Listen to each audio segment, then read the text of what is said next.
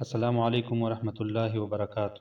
ناظرین، اس کہانی کا اصل مقصد یہ ہے کہ انسان کے کردار اور گفتار ہی سے اس کی خاندانی اور نسلی اصلیت کا پتہ چل جاتا ہے۔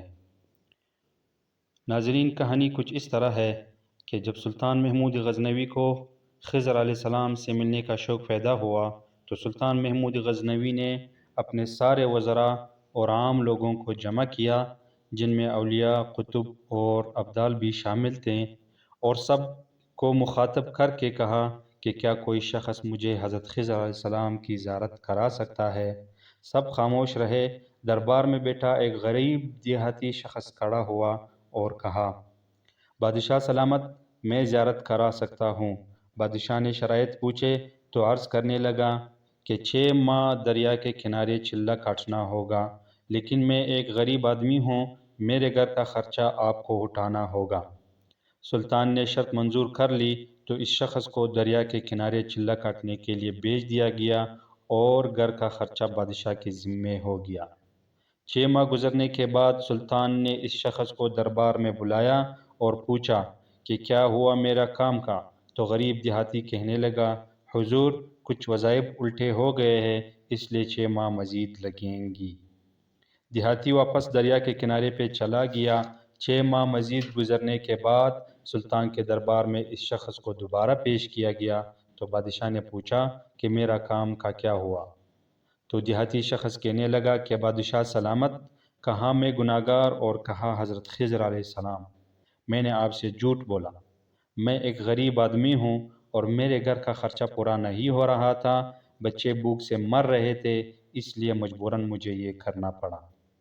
سلطان نے اپنی ایک وزیر کو کھڑا کیا اور پوچھا، اس شخص کی سزا کیا ہو سکتی ہے؟ تو وزیر نے کہا، اس شخص نے بادشاہ کے سامنے جھوٹ بولا ہے، اس لیے اس کا گلا کاٹ دیا جائے۔ دربار میں ایک نورانی چہرے والا بزرگ بھی تشریف فرما تھے، کہنے لگا، بادشاہ سلامت، اس وزیر نے بالکل ٹھیک کہا۔ بادشاہ نے دوسرے وزیر سے پوچھا، بتاؤ اس کی سزا کیا ہو سکتی ہے؟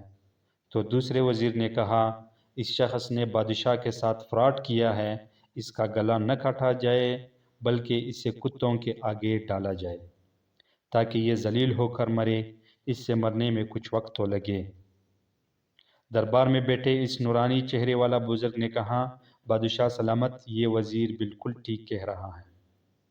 سلطان محمود غزنوی نے آخر میں اپنے پیارے غلام ایاز سے پوچھا کہ ایاز، آپ کی کیا رائے ہے؟ تو ایاز نے کہا، بادشاہ سلامت، آپ کی بادشاہی سے 1 سال ایک غریب کے بچے پلتے رہے اور آپ کے خزانوں میں کمی بھی نہیں آئی اور نہ ہی ان کی جھوٹ سے آپ کی شان میں کوئی فرق پڑا، تو لہٰذا میری رائے یہ ہے کہ اس کو معاف کر دے۔ اگر اسے قتل کر دیا تو اس کے بچے بھوک سے مر جائیں گے۔ ایاز کی یہ بات سن کر محفل میں بیٹھا وہی نورانی چہرے والا بزرگ کہنے لگا، ایاز بالکل ٹھیک کہہ رہا ہے۔ سلطان محمود غزنوی نے اس بزرگ کو بلایا اور پوچھا کہ آپ نے ہر وزیر کے فیصلے کو درست کہا، اس کی وجہ کیا ہے اور یہ بات میرے سمجھ میں نہیں آئی۔ تو بزرگ کہنے لگے، بادشاہ سلامت، پہلے نمبر پر جس وزیر نے کہا اس کا گلا کاٹ دیا جائے وہ قوم کا قصائی ہے، اور قصائی کا کام ہے گلے کاٹنا۔ اس نے اپنا خاندانی رنگ دکھایا۔ غلطی اس کی نہیں، غلطی آپ کا ہے کہ آپ نے قصائی کو وزیر بنایا۔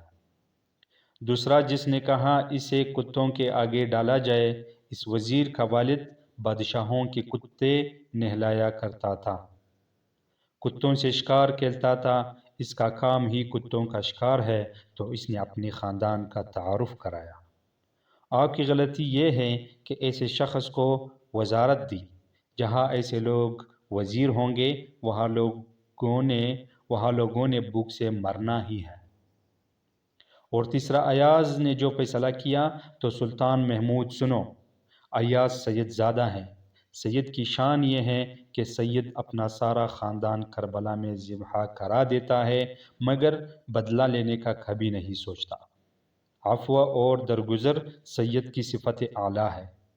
سلطان محمود اپنی کرسی سے کھڑا ہو جاتا ہے اور ایاز کو مخاطب کر کے کہتا ہے کہ ایاز، تم نے آج تک کیوں مجھے نہیں بتایا کہ تم سید ہو؟ ایاز کہتا ہے کہ آج تک کسی کو اس بات کا علم نہ تھا کہ ایاز سید ہے، لیکن آج بابا جی نے میرا راز کھول دیا۔ آج میں بھی ایک راز کھول دیتا ہوں۔ اے بادشاہ سلامت، یہ بزرگ بابا کوئی عام ہستی نہیں ہے، بلکہ یہ حضرت خضر علیہ السلام ہے۔ تو ناظرین، اگر آپ کو یہ ویڈیو پسند آئی تو مزید ایسی ویڈیوز کے لیے ہمارے چینل کو ضرور سبسکرائب کریں۔